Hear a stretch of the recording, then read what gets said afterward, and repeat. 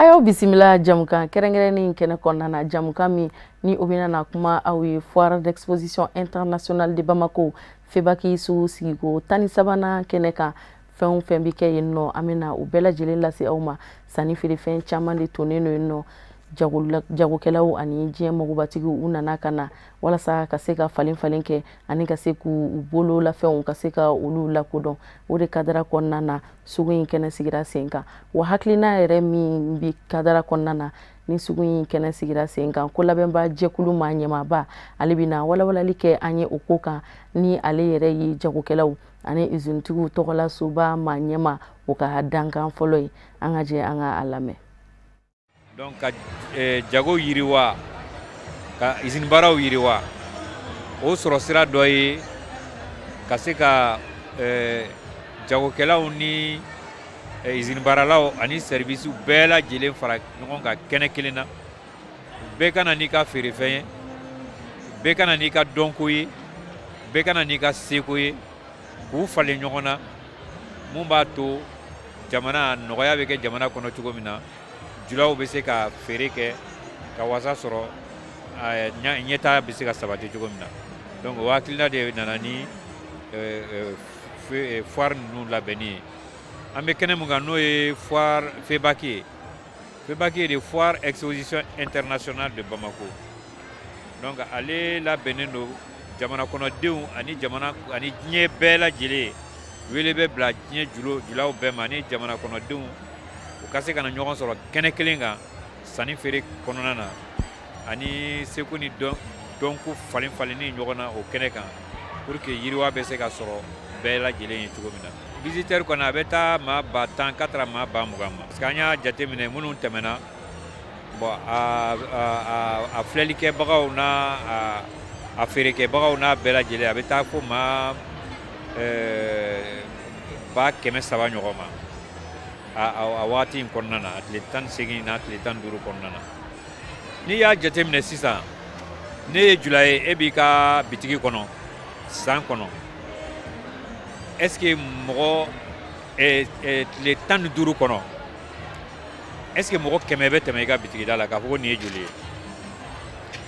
mais FEBAC in na maa ba 10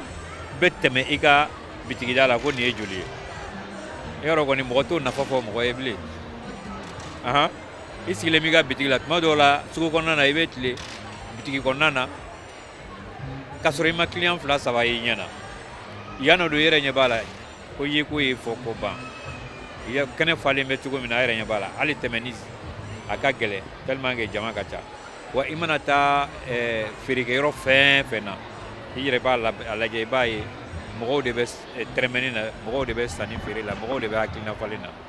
donc o nafa n'i y'a ye nin y'a san 3 de ye kabini an ye FEBAC in bila hukumu kɔnɔ hukumu ni ani diɲɛ bɛɛ lajɛlen ta bɛ hakɛ kelen na o daminɛna 2015 collège transitoire kɔnɔna na depuis an y'a bila o la san o san jama de bɛ caya fo ka dama tɛmɛ n'an sigilen bɛ ni hakɛ fɛn fɛn ye i bɛ taa sɔrɔ o ɲɔgɔn 2 bɛ na donc o kama gɛlɛyamisɛnnin dɔw bɛ don parce que fo ka labɛn yɛlɛma ka bɛn ni o jama hakɛ ye bon o tɛ ko ye ko min ka nɔgɔ parce que a bɛ na wagati min kɔnɔ o b'a sɔrɔ wagati koronnen don mais ala barika la bon an bɛ ɲɛ sɔrɔ kow la parce que labɛn bɛ sabati ka d'a kan ani cakɛdaba dɔw bɛ ɲɔgɔn bolo n'o ye BDMSA ye bon olu ye sponsor ye bon olu bɛ don an jigikɔrɔ ni fɛn caman ye pour que labɛn bɛ se ka sabati cogo min na BDM b'o la o kɔni o y'a sponsor la masakɛw ye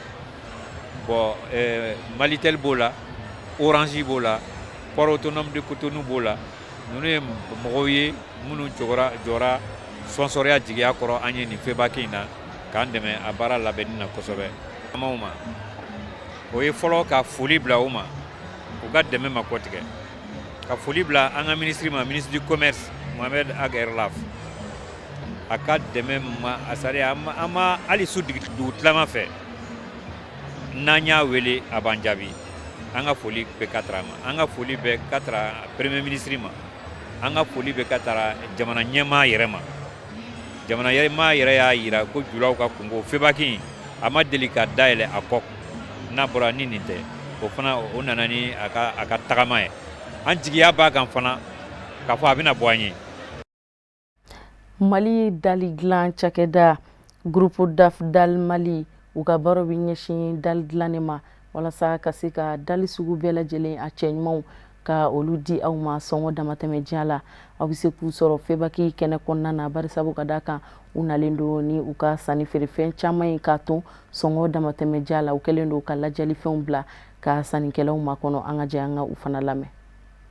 Bon alhamdulillah fari kɔni ɲɛna kojugu parce que an ye client an reconnaissance caman sɔrɔ ani mɔgɔ caman ye ɲɔgɔn dɔn partenaires sɔrɔla fɛn caman sɔrɔla kɔnɔna la a ɲɛna kojugu an bɛ chambre mɔgɔw fo ka nin baara in na. Bon an b'a fɔ mɔgɔw ye toujours mɔgɔw ka bɔ parce que ni nin b'i ka jamana kɔnɔ a laɲini ye mɔgɔw ka bɔ yɛrɛ kosɛbɛ ka na lajɛ k'a dɔn jamana wɛrɛ mɔgɔw bɛ yan mɔgɔ wɛrɛw bɛ yan ni maliyɛnw yɛrɛ fana sera ka bɔ ka baara jɛ an bolo a bɛ ɲɛ kojugu an b'o laɲini de kɛ hadamadenw fɛ mɔgɔw bɛ ka bɔ halisa dɔ ka fara jama kan kosɛbɛ. Bon an ka direction commerciale bɛ Banankabugu la ni gendarmerie cɛ ye mètre 100 ye an ka direction commerciale ni mɔgɔw b'an ka produit fɛn sugu o sugu la i b'a bɛɛ lajɛlen sɔrɔ yen. Bon an bɛ Mali fan 14 bɛɛ la an ka représentants bɛ Mali région bɛɛ lajɛlen na wa fana an ka page Facebook bɛ yen ne ye commande k'an bolo sur ligne an bɛ se ka taa livrer f'i sigiyɔrɔ la n'Ala ka jɛ ye an bɛ livration kɛ Bamakɔ n'a lamini bɛɛ la. Bon foire in kɔnɔna la an bɛ ka promo ba kɛ maliyɛn bɛɛ lajɛlen parce que an ye dali mètre carré kun ye 1000 ani 400 an bolo. Bon foire kɔnɔna ni foire labanw yɛrɛ kama an y'a kɛ 1000 ani dɔrɔmɛ 100 sigiyɔrɔma 100 o 100 an ye 20 bin ka bɔ a la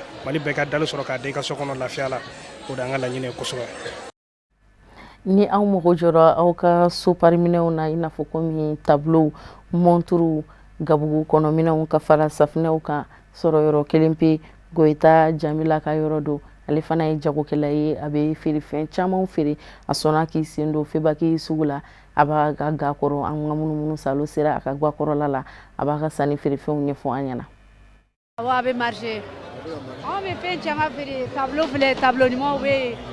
yen folori bɛ yen ni fɛn bɛ yen ani cousine minɛnw bɛ yen ani safinɛ bouton tache ni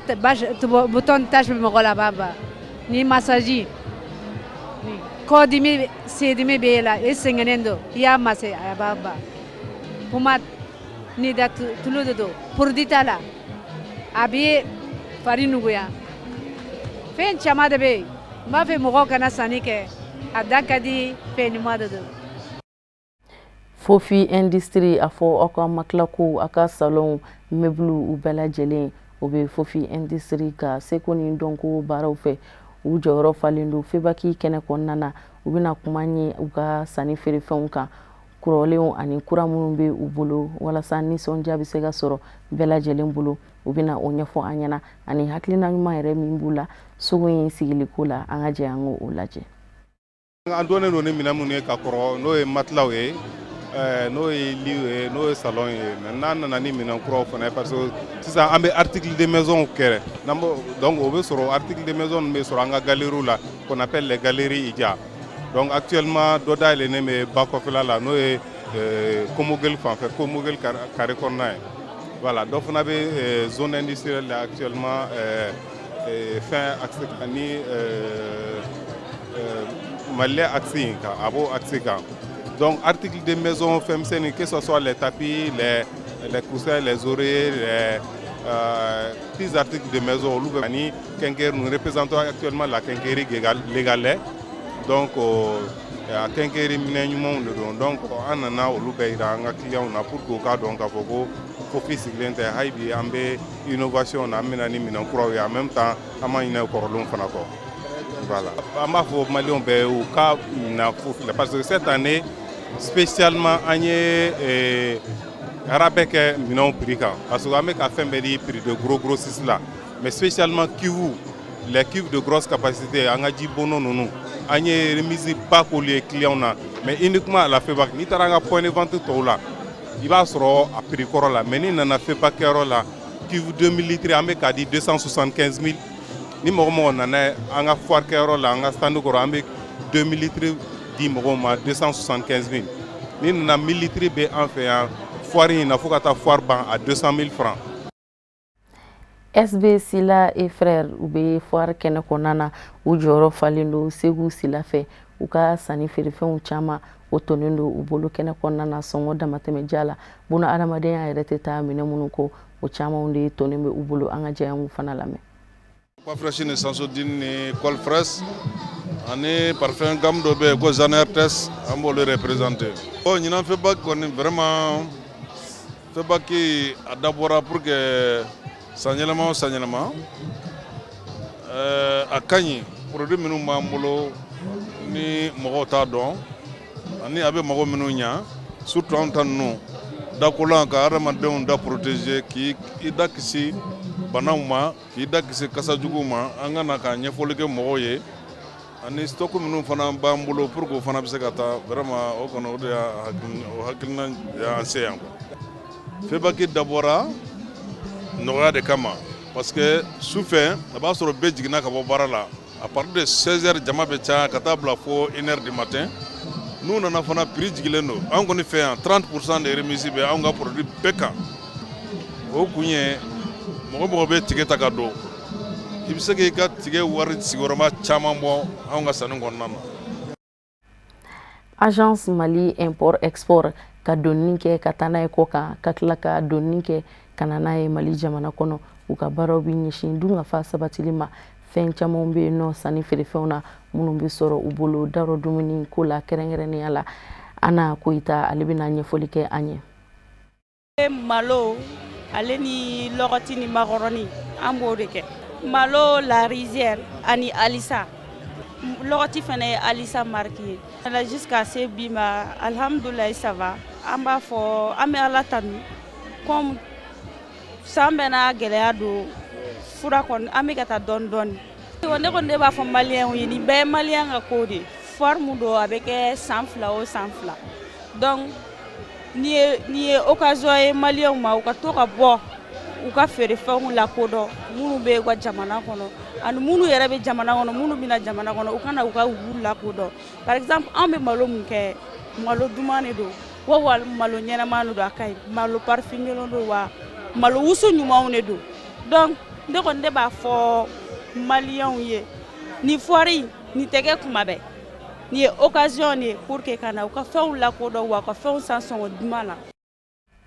Ayiwa cɛlakaw ni aw bɛ fɛ aw ka pari aw mana bɔ dɔrɔn aw ka fɔ ka ye a ye yɔrɔ kelen sɛgɛrɛ Mamadu Keyita ale ka butigi don u fana bɛ foire kɛnɛ kɔnɔna na a bɛ nɔ samara dagabanaw b'a bolo cɛfiniw chemisew a b'a kɔsiw vɛsiw ani o ɲɔgɔnna caman i n'a fɔ komi blazɛriw o bɛɛ lajɛlen bɛ sɔrɔ u bolo kɛnɛ kɔnɔna na an ka jɛ an ka a fana lamɛn. Ne bɛ yan en tant que commerçant an bɛ vɛsiw feere an bɛ chemisew feere an bɛ jean feere an bɛ maillot feere ani aba costume ani blazɛriw n bɛ se k'a fɔ alhamdulilayi marché ba tɛ yen kosɛbɛ kosɛbɛ quoi bon k'a sababu kɛ mun ye gɛlɛya dɔɔni bɛ dugu kɔnɔ quoi bon ani kalo sali ni kalo dɔ in nalen différence dɔɔni bɛ yen ko wari tɛ mɔgɔw bolo sinon fɛn ka di mɔgɔw ye k'a san mais wari t'u bolo quoi bon an fana b'a faamu quoi an bɛ ka jigin o de k'an ka prix gɛlɛya an bɛ ka prix nɔgɔya u ka na a bɛ ko dɔw kɔnɔ ko prix ka gɛlɛn a man gɛlɛn an y'a prix nɔgɔya yɛrɛ yɛrɛ de a sababu kɛ gɛlɛya ye quoi an bɛɛ de ye kelen maliyɛn cɛman na musoman bɛɛ de ye kelen. Nde Abisetu Tarawele Bamako ni Kayi marabolo cɛ u nana ka na Kayi jagokɛlaw ani usine-tigiw tɔgɔla so u ka bolo kan febaki in kɛnɛ kɔnɔna na sanni feerefɛn caman bɛ a ka yɔrɔ la i n'a fɔ komi donfiniw musoya masirifɛn caman o bɛ Nde Abisetu Tarawele bolo fɛn minnu sɔrɔla ka bɔ a yɔrɔ ani hakilina min b'a la sugu in yɛrɛ kun kan an ka jɛ an k'o lajɛ. Kan bɛ ne bolo ka di maliyɛnw bɛɛ lajɛlen ma an bɛɛ b'a la wagati ka gɛlɛn mais nin fana ye san baara dɔ de a bɛ se ka kɛ sababu ye i mago bɛ fɛn dɔw la i t'a sɔrɔ yɔrɔ dɔ mais n'i nana yan yɔrɔ fasuguya la i b'a sɔrɔ puis yan fana dabɔlen prix nɔgɔya kama tel que ne ka minɛn minnu filɛ nin ye n b'a feere min na boutique kɔnɔ ani n b'a feere min na yan nɔ o tɛ kelen ye foire yɛrɛ dabɔr'o kama u kana fɔ foire don an yɛrɛ damaw don an bɛ gɛlɛya dɔn surtout an bɛ wagati min na sisan nɔ gɛlɛya min b'an kan n'o ye Ala ka gɛlɛya an b'a deli Ala k'o ta ka bɔ an bɛɛ lajɛlen kan Ala ka hɛrɛ kɛ maliden bɛɛ lajɛlen n'a yɛrɛ mɔgɔ bɛɛ lajɛlen an b'u wele u ka na an fana bɛ balo ni de ye an kana ɲɔgɔn dɛmɛ an fana bɛ nɔgɔya kɛ pour u fana mago bɛ ɲa an bɛɛ mago bɛ ɲa parce que aw filɛ sandi min na aw yɛrɛ ɲa bɛ sandi position na position man ɲi an barilen don an maskelen don région u ye région de bila o cogoya la mais n'i y'a mɛn Bamakɔ région de don. LG électronique minɛnw caman bɛ u bolo kɛrɛnkɛrɛnnenya la subahana minɛnw ka kɛɲɛ ni bi tile lahalayaw ye. Masire Wage ale kɛlen don ka LG électronique jɔyɔrɔ fa kɛnɛ kɔnɔna na a bɛna ɲɛfɔli k'an ye sanni feerefɛnw na. Bon, en la société, au fait, en session trading salarié, on met fin chamanke, on met frigo, congélateur, mobilier, fauteuil, ni meubles, même les voitures et puis les motos, on m'a avec l'alimentation, on m'a donné cette année, quand même, ça va, mais moi, et puis c'est juste pour la publicité et puis la vente, mais d'un côté, ni vente qui est là, et vous le camp, la malien, bon, il va y avoir fin chamamé, mal à tesoro, bon, pour que on se ka émerveiller, on se ka éveiller, ka se ka donc fin chamamé, avec soro malila, faut que akana foire une kenekan, parce que foire kenek quand on se ka contacter, relation en même temps, imagination, il faut faire donc vous pouvez projeter tout ça quoi. Bon, actuellement, si ça, on me promotionne là. Surtout, pratiquement tous les produits que nous disposons, on me promotionne là, 30%, 20% de remise B, minando kan, ani minan chaman fana kan quoi. Foire exposition internationale de Bamako Febaki Sugoyi abe boli kuntagala min kɔnɔna na o bɛ tali kɛ tile 18 kan a baaraw nun donna ka bɛn janvier kalo tile 16 ma a bɛ datugu ka bɛn février kalo tile 2 ma Parc des Expositions na Bamako. Ayiwa an ka munumunu salo senfɛ kɛnɛ in kɔnɔna na ni ne sɔrɔla ka jira aw la nka an bɛ to ɲɔgɔn bolo laseli nata an bɛ nana ɲɔgɔn sɔrɔ ni jamukan kɛrɛnkɛrɛnnen kɛnɛ kɔnɔna na sani o cɛ a y'aw sɔgɔlen to aw ka jabaraniso mandi la bawo an ka jamukan duman tɔw bɛ kɔ.